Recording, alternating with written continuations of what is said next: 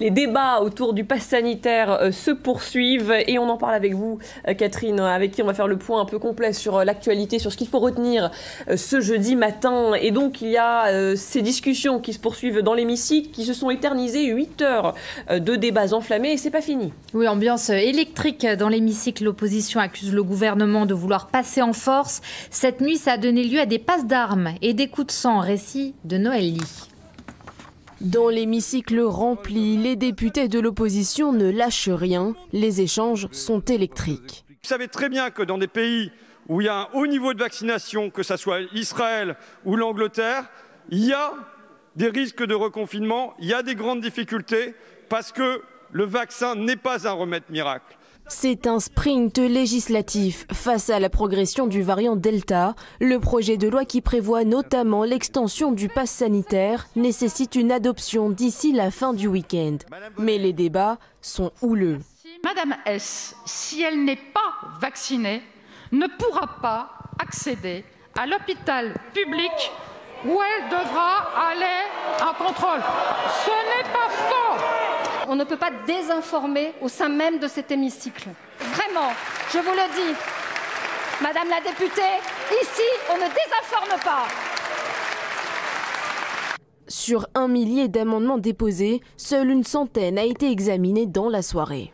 Il n'empêche qu'il y a un virus, que le virus, s'il pouvait nous regarder, je pense que ce soir, il serait assez content et se servirait une petite bière, parce qu'il va lui dire « Non, parce que honnêtement, nous avons besoin d'avoir des mesures de protection des Français et des établissements recevant du public. » Cette bataille d'amendements entre les députés retarde l'arrivée du texte au Sénat. Et oui, alors que l'exécutif souhaitait un sprint au Parlement, finalement l'opposition ralentit le rythme, c'était un petit peu prévisible quand même, mais le calendrier est un peu chamboulé, Renaud. Oui, ça chamboule le calendrier, effectivement. Niveau vitesse, c'est raté. La séance reprend à 9 h, il reste 915 amendements, ça veut dire quoi? Ça veut dire des débats aujourd'hui, des débats demain, des débats éventuellement ce week-end. On voit bien que les groupes d'opposition ne veulent absolument pas faire de cadeaux au gouvernement, sont extrêmement en pointe, les uns pour des raisons tactiques, les autres pour des raisons politiques. Il y a, on le voit, des Français qui manifestent effectivement dans certaines villes contre le pass sanitaire et contre le vaccin. Donc on voit bien que là, cette phase-là prend une tournure très politique avec un gouvernement effectivement qui voit cette fin de session parlementaire chamboulée par l'obstruction et les débats très longs. Ça prend du temps à l'Assemblée nationale, ça va en prendre aussi au Sénat. Oui, ça va en prendre au Sénat parce que des sénateurs de droite me confiaient, nous n'allons pas légiférer au son du canon. Normalement, le Sénat, c'est la sagesse, c'est la prise de hauteur. Mais là, encore une fois, ils dénoncent les conditions d'organisation du débat. Pas assez de temps. Ce qui veut dire quoi? Ce qui veut dire que le débat au Sénat pourrait enjamber le week-end, durer jusqu'à la semaine prochaine. Et c'est exactement ce que redoute le gouvernement.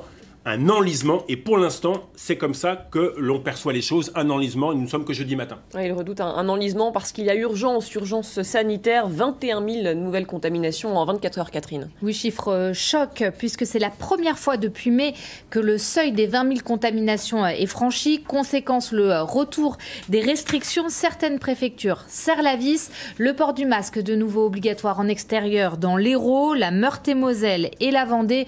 Reportage d'Alexandra Durand. C'est écrit partout.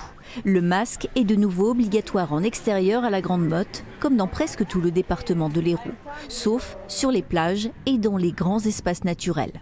Nous avons ciblé les communautés de communes qui ont passé le seuil critique de 200. Ce n'est pas la totalité, mais la quasi-totalité du département qui se trouve concernée. Avec le variant Delta, le nombre de cas positifs dans le département a augmenté de 250% en une semaine. Chez nous, le taux d'incidence a augmenté de façon exponentielle et très remarquable. De même pour les entrées à l'hôpital, malheureusement, elles ont augmenté de 10% en 48 heures, ce qui est extrêmement bref. Le port du masque était déjà redevenu obligatoire dans les Pyrénées-Orientales, une partie de la Haute-Corse et dans d'autres départements touristiques. Dès ce matin, la mesure entre en vigueur également dans certaines communes de Meurthe-et-Moselle et le long du littoral de Vendée. On le disait donc, le pass sanitaire est en train d'être examiné à l'Assemblée nationale dans un contexte où l'épidémie flambe. C'est vrai, 21 000 nouveaux cas de contamination en 24 heures. Et Benjamin, vous avez voulu vérifier une déclaration. Déclaration de François Ruffin, c'était sur notre antenne. On l'écoute. Aujourd'hui en France, il n'y a que 80% des plus de 80 ans qui sont vaccinés. La France est le dernier pays d'Europe de l'Ouest pour la vaccination des personnes à risque. Voilà, vous avez vérifié, Benjamin. Est-ce que cette déclaration, cette affirmation du député La France Insoumise est vraie ou fausse? Oui, globalement, c'est quand même vrai. Si on se compare aux pays autour de nous, on a un train de retard. Alors, on va prendre un point de comparaison que prend François Ruffin. Les plus de 80 ans. Effectivement, on est autour de 80% avec au moins une dose. On a du mal à franchir ce cap des derniers 20%. Il se trouve que quand on regarde autour de nous, il y a pas mal de pays qui l'ont franchi, ce cap. Vous allez voir, on est 16e sur 27 sur la vaccination des plus de 80 ans avec au moins une dose. Ouais, c'est pas terrible sur les pays autour de nous qui ont donné des chiffres. Vous avez l'Espagne, le Portugal, Danemark, Irlande, ils sont à 100% avec au moins une dose. Vous regardez par exemple l'Italie, sont à 93%, la Belgique 87%. Bon, il y a la Hongrie et la Grèce qui font moins bien que nous. Donc nous, on est quand même moins derrière. Voilà, 16e sur 27 avec au moins une dose. J'ai regardé avec 2 doses, on est aussi 16e sur 27. Donc effectivement, on n'est pas les meilleurs. Et il reste combien de personnes à risque à vacciner là en France? Est-ce qu'on a une idée? Est-ce qu'on a un chiffre? Alors Jean Castex hier au journal de 13h nous a donné un chiffre assez précis, il est intéressant, on l'écoute et on en reparle. Nous avons encore 3 millions de plus de 50 ans, cette fois-ci, 3 millions, qui ont ce qu'on appelle des comorbidités, une obésité, du diabète, etc., qui ne sont pas vaccinés. Alors 3 millions sur 67 millions de Français, vous allez me dire, c'est pas énorme. 1% de ces 3 millions, imaginons juste, qui sont hospitalisés, ça fait une vague de 30 000 personnes dans les hôpitaux, ça peut aller très vite, on se le représente pas comme ça. C'est pour ça que c'est un défi prioritaire. J'ai regardé aujourd'hui les Français qui souffrent de pathologies, le pourcentage qui n'est pas encore vacciné du tout. Les personnes souffrant d'obésité, 36,7%, les insuffisants cardiaques, 25%, un quart. Les diabétiques, 25% quasiment aussi, et les hypertendus, 21%. Donc il y a quand même. Alors, ce sont des chiffres du 27 juin.